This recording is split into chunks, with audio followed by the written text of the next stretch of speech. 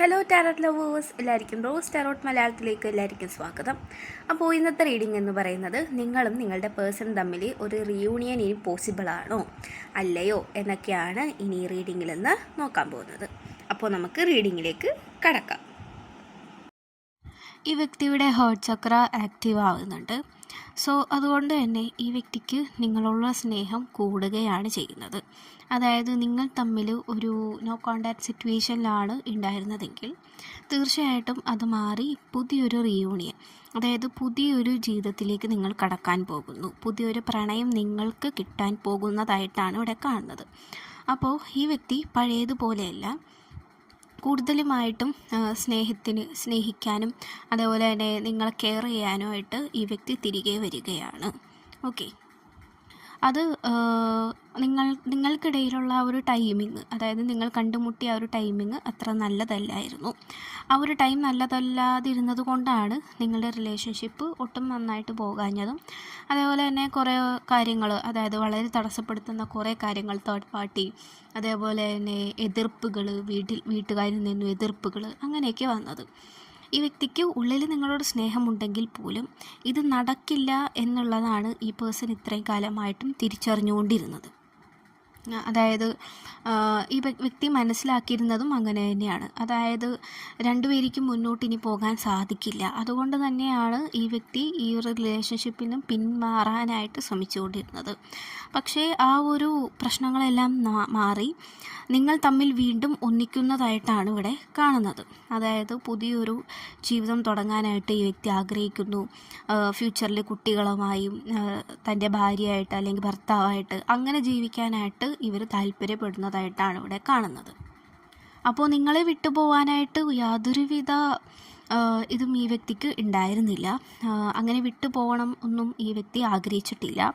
പക്ഷേ തൻ്റെ ഈ ഒരു സാഹചര്യം, അതായത് വീട്ടുകാരുടെ പ്രശ്നങ്ങൾ, അങ്ങനെയുള്ള കാര്യങ്ങളാണ് ഈ വ്യക്തി കൂടുതൽ ഇമ്പോർട്ടൻസ് കൊടുത്തിരുന്നതെങ്കിൽ പക്ഷേ ഇപ്പോൾ നിങ്ങളുടെ സ്നേഹത്തിലാണ് ഈ വ്യക്തി വില തരുന്നത്. ഓക്കെ, അപ്പോൾ നിങ്ങളിലേക്ക് തിരികെ വരാനായിട്ട് ഈ പേഴ്സൺ വീണ്ടും ആഗ്രഹിക്കുന്നു. ഓക്കെ, വളരെ അൺഎക്സ്പെക്റ്റഡ് ആയിട്ട് ഇത് സംഭവിക്കുള്ളൂ. പെട്ടെന്നൊന്നും നടക്കാത്ത ഒരു കാര്യമാണ്. അതായത് നിങ്ങൾ വളരെ കാമായിട്ട് പ്രാർത്ഥിക്കുക, നിങ്ങളുടെ കാര്യങ്ങളുമായിട്ട് മുന്നോട്ട് പോവുക. ഈ വ്യക്തി ഒരു പോയിന്റിലെത്തുമ്പോഴത്തേക്കും നിങ്ങളുടെ ജീവിതത്തിലേക്ക് അൺഎക്സ്പെക്റ്റഡ് ആയിട്ടുള്ള രീതിയിൽ, ഓക്കെ, സാധാ പോലെ നിങ്ങളുടെ ജീവിതത്തിലേക്ക് വളരെ നല്ല ഒരു ജീവിതമായിട്ട് കടന്നു വരും. ഓക്കെ, വളരെ ലവ് കെയർ, നിങ്ങൾ ആഗ്രഹിച്ച പോലത്തെ ഒരു വ്യക്തിയെ നിങ്ങൾക്ക് തിരികെ കിട്ടും. ഓക്കെ, അതേപോലെ തന്നെ ഈ നിങ്ങളുടെ ഇൻറ്റ്യൂഷൻ ആയിരിക്കാം കൂടുതലായിട്ട് വർക്കാവുന്നത്. അതായത് ഈ വ്യക്തി ചിന്തിക്കുന്നതൊക്കെ നിങ്ങൾക്കും വേണമെങ്കിൽ ചിന്തയായിട്ട് നിങ്ങളുടെ മനസ്സിലും വരുന്നുണ്ടാവാം. അതേപോലെ തന്നെ ഈ വ്യക്തി അനുഭവിക്കുന്ന വേദനകൾ പോലെ തന്നെ നിങ്ങളും അനുഭവിക്കുന്നുണ്ടാവാം. ഓക്കെ, നിങ്ങൾ തമ്മിൽ വളരെ ഈക്വലായിട്ട് ഒട്ടും വ്യത്യാസമില്ലാത്ത കാര്യങ്ങൾ നടക്കുന്നുണ്ടാവാം. ഓക്കെ, അതായത് ഇപ്പോൾ ഈ വ്യക്തി വീട്ടുകാരിൽ നിന്ന് എന്തെങ്കിലും നേരിടുന്നുണ്ടെങ്കിൽ അത് നിങ്ങൾക്കും ഇവിടെ അതേപോലെ തന്നെ നടക്കുന്നുണ്ടാവാം. ഓക്കെ, അപ്പോൾ ഒരു ബാലൻസിങ് ഈ ഒരു റിലേഷൻഷിപ്പിൽ വരുന്നതായിട്ട് കാണുന്നുണ്ട്. ഒരു നല്ല കുടുംബമായിട്ട് മുന്നോട്ട് കൊണ്ടുപോകാനായിട്ടാണ് ഈ വ്യക്തി ഇനി ആഗ്രഹിക്കുന്നതും. അതേപോലെ തന്നെ നല്ല നല്ല ആലോചനകൾ, കാര്യങ്ങളൊക്കെ ഈ വ്യക്തിക്ക് വരുന്നുണ്ടെങ്കിൽ പോലും ഈ വ്യക്തിക്ക് അവരോടൊന്നും ഒരു അട്രാക്ഷനോ അല്ലെങ്കിൽ ഒരു ഫീലിങ്സോ ആ ഒരു ആൾക്കാരോട് ഈ വ്യക്തിക്ക് തോന്നുന്നില്ല എന്നുള്ളതാണ് സത്യം. അപ്പോൾ ഇത്രയും കാലം നിങ്ങൾ ഫൈറ്റ് ചെയ്ത് എന്തിനാണോ ലവിന് വേണ്ടിയിട്ട് ഫൈറ്റ് ചെയ്ത് അതായത് ലവിന് വേണ്ടിയിട്ട് നിങ്ങൾ ഫൈറ്റ് ചെയ്തു, അപ്പോൾ നിങ്ങൾക്കത് കിട്ടാൻ പോകുന്നു എന്നുള്ളതാണ് ഇവിടെ യൂണിവേഴ്സ് ഇവിടെ കാണിക്കുന്നത്. ഓക്കെ, പല രീതിയിലുള്ള ബന്ധങ്ങൾ വരാനായിട്ട്, അതായത് ഈ വ്യക്തിയുടെ ജീവിതത്തിലേക്ക് വരുന്നതായിട്ട് കാണിക്കുന്നുണ്ടെങ്കിൽ പോലും ആ ആൾക്കാരോട് ഈ വ്യക്തിക്ക് യാതൊരുവിധ ഫീലിങ്സോ ലവോ ഒന്നും തോന്നുന്നില്ല എന്നുള്ളത് തന്നെയാണ് ഇവിടെ സത്യം. നിങ്ങളോട് തോന്നിയിട്ടുള്ളത് പോലെ വേറെ ഒരാളോടും ഈ പേഴ്സന് ഇതുവരെയും തോന്നിയിട്ടുമില്ല. ഓക്കെ, നിങ്ങളെ മാത്രം മനസ്സിൽ കൊണ്ടു നടന്നു. പക്ഷേ ഇവിടെ സംഭവിച്ചു പോയതെന്ന് വെച്ച് കഴിഞ്ഞിട്ടുണ്ടെങ്കിൽ നിങ്ങൾ തമ്മിൽ ഒന്നിക്കാൻ സാധിക്കില്ല എന്നുള്ളൊരു ഘട്ടമാണ് നിങ്ങൾക്കിടയിൽ വന്നത്. അതുകൊണ്ട് മാത്രമാണ് ഈ വ്യക്തി ഇതിൽ നിന്നും പിന്മാറിയത് തന്നെ. വീട്ടുകാർക്കൊക്കെ ഭയങ്കര ഇമ്പോർട്ടൻസ് കൊടുക്കുന്ന ഒരാളാണ്. അതുകൊണ്ട് തന്നെ അവർ വേണ്ടാന്ന് പറഞ്ഞു കഴിഞ്ഞാൽ വേണ്ടാന്ന് വെക്കാം. എന്നുള്ളൊരു മൈൻഡിലാണ് ഇവരുണ്ടായിരുന്നെങ്കിൽ പോലും നിങ്ങൾ ഈ വ്യക്തിയെ സ്നേഹിക്കുന്നത് ഇവർ കാണുന്നുണ്ട്.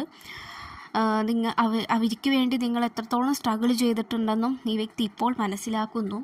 അതുകൊണ്ട് തന്നെ നിങ്ങൾക്കൊരു അൺഎക്സ്പെക്റ്റഡ് റീയൂണിയൻ എന്തായാലും സംഭവിക്കും. അങ്ങനെയാണ് ഇവിടെ കാർഡ്സ് പറയുന്നത്. നിങ്ങൾ തമ്മിൽ ഒരു ഫ്യൂച്ചർ ഉണ്ട് എന്ന് തന്നെയാണ് ഇവിടെ യൂണിവേഴ്സ് കാണിക്കുന്നത്. നിങ്ങളുടെ ഇൻറ്റ്യൂഷനിൽ ഈ വ്യക്തിയുമായിട്ട് ഇപ്പോൾ എവിടെയെങ്കിലും പുറത്തു പോകുന്നതോ അങ്ങനെയൊക്കെ നിങ്ങൾ ആഗ്രഹിക്കുന്ന എന്തൊക്കെയാണോ അതൊക്കെ നിങ്ങൾക്ക് നിങ്ങളുടെ മനസ്സിൽ പെട്ടെന്ന് ഇങ്ങനെ ഓടിയൊക്കെ വരാം. അതായത് നിങ്ങൾ വെറുതെ ഇരിക്കുമ്പോഴത്തേക്ക് ഈ വ്യക്തിയെക്കുറിച്ച് ചിന്തിക്കുന്നു, ഇവരായിട്ട് കൈപിടിച്ച് നടക്കുന്നു, ഇവരും നിങ്ങളും കുട്ടിയുമായിട്ട് മുന്നോട്ട് ജീവിക്കുന്നതായിട്ടൊക്കെ നിങ്ങൾ കാണുന്നൊക്കെ ഉണ്ടാവും. ഓക്കെ, തീർച്ചയായിട്ടും ഇതൊക്കെ ഒരു സൈനാണ്.